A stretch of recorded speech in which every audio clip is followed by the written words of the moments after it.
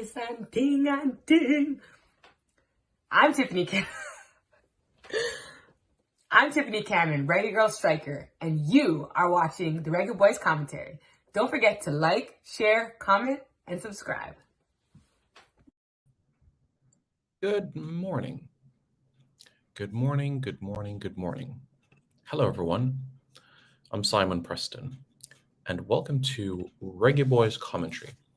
This is the channel where you get the latest in relation to Jamaican football. This is your number one source for everything Jamaican football related. Now, we don't do a lot of lives, but we do now. And I encourage you all to utilize the super chat feature if you would like to get your questions or comments highlighted, because as you know, at some points there are elements where the comments, the questions, they just move super fast. So this is your opportunity to be able to, in a sense, get your questions and comments highlighted in a timely manner. So I implore you all to utilize this option so that we can be able to get on with proceedings. So without further ado, here we go. The fixture list has been announced for the CONCACAF Women's Under-20 Championship. We knew which group Jamaica was in, but now we know the fixtures in terms of who Jamaica will play first, etc., etc., etc. Now we know that right now. So Jamaica will open their account against Guatemala in the Estadio Panamericano in San Cristobal. Well, all their games will be in that stadium. Then, well, that game is on February 26th. On February 28th, which is 2 days later, they'll take on Cuba before ending the group stages on March 2 against Haiti. Big game, you know, Haiti. This is going to be the biggest game of the group, the most challenging game of the group. We're taking on a team that has already been to an Under-20 FIFA Women's World Cup. Yep, Haiti went to the Under-20 FIFA Women's World Cup in France, which was held back in 2018. Yeah, there are some good teams at that tournament too as well. You had England with the likes of Georgia Stanway and Alicia Rousseau, Chloe Kelly, Lauren Hemp. I mentioned Georgia Stanway already, but Haiti, even though Haiti lost all their games, they were competitive. Mondessier was key in their scoring goals against Germany, and so on and so forth. So this was a really, really good Haitian team. You can expect the Haitians to be a solid unit like they were back in the day, even though it will be a different core of players. They've been keeping these girls together for some time. So I expect Haiti to be a very, very strong unit.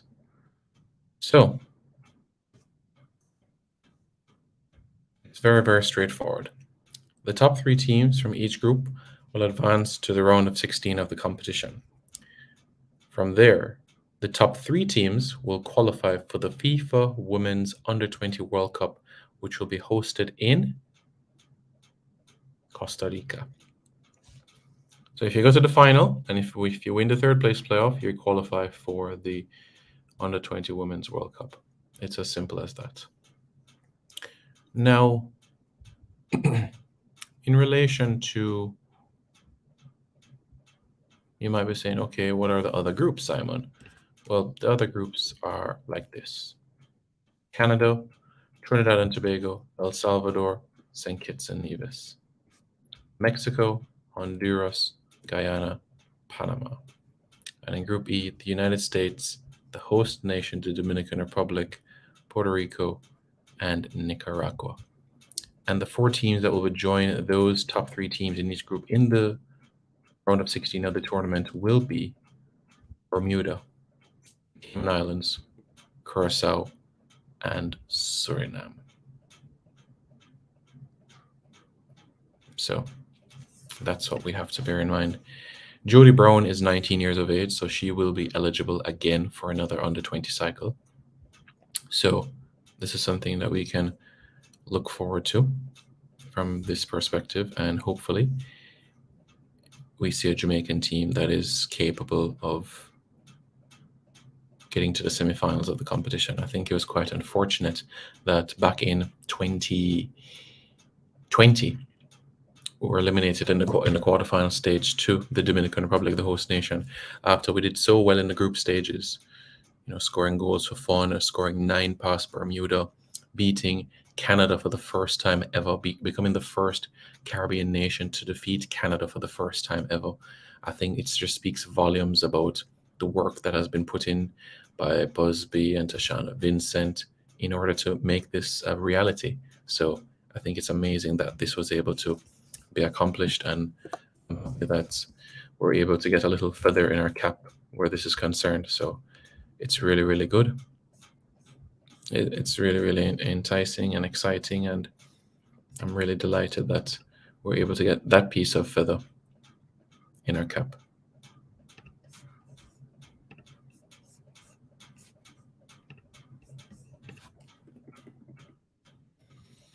In terms of the Jamaica's history at the Women's Under-20 Championship, it's not a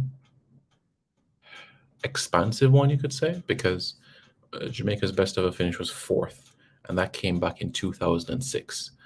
Other than that, Jamaica has had appearances, has been knocked out in group stages, or like 2 years ago it was quarterfinals. So it's something that would be nice for Jamaican football to go to a Youth World Cup, even though you don't get, the federation does not get the big bad money like they do for the men's tournament.